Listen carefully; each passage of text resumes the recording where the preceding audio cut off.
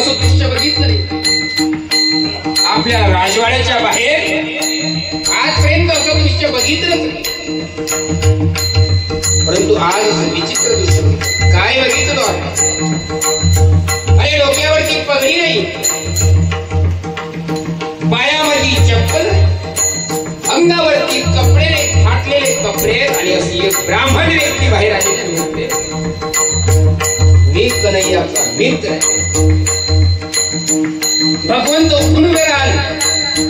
द्वारपाल नाव काय सांगितलं सांगा मला. अंतःकरण विभोर झाले. देवाचं अंतःकरण हलायला लागले. कोण आहे, कोण नाव सांगितलं त्यांनी सांगा मला.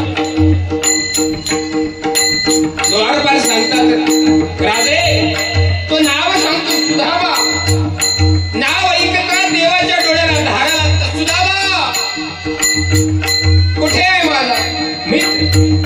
सिंहासनावरती बसलेले राजे, सर्व प्रजा खाली बसलेले सिंहासनावरती उडी मारतात. सुधामा हातामध्ये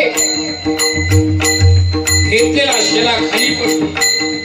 पादुका आणण्याकरिता दास जातात, पादुकाही घालत आलो आणि पायाने देव त्या दरबारात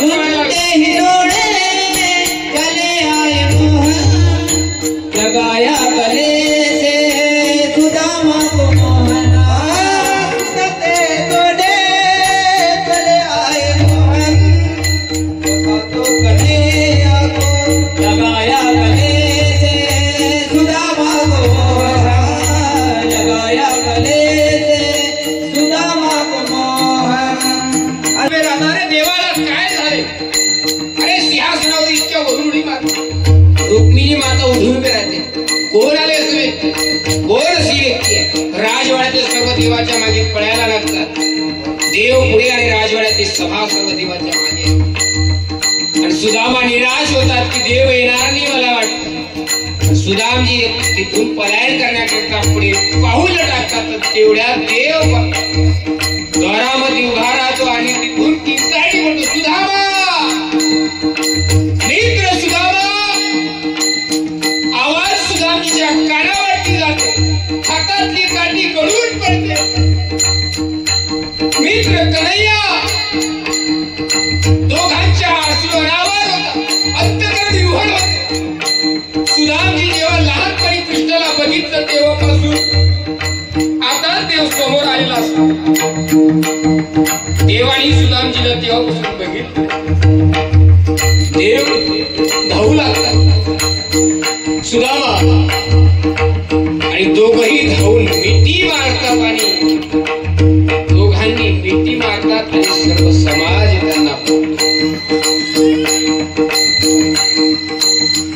त्यांना बघतो आणि हळहळ करतो. अरे काय मैत्री आहे. एक राजा आणि एक ब्राह्मण, त्या दोघांचा तसा हा पाहिलेला हा मिलन सोहळा पाहतात सर्व लोक खिन्न होतात की अरे काय देव आहे आपला. बघायला किती खालच्या दर्जाच्या माणसाला सुद्धा जवळ करतो. देव त्या सुदामजीला मिठी मारतात. मिठी मारल्यानंतर सतत सुदामा अरे किती दिवस झाले, किती दिवस मित्राची आठवण आली नाही काय.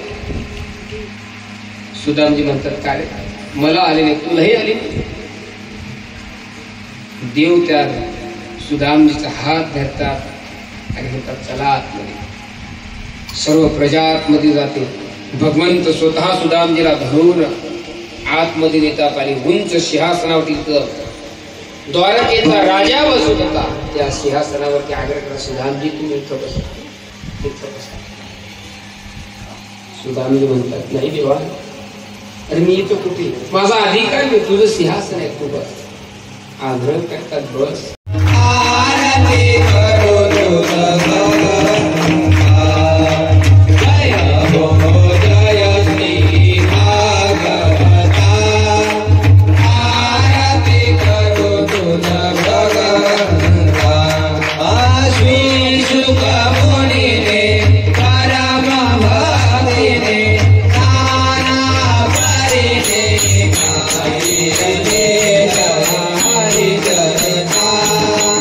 आरती करू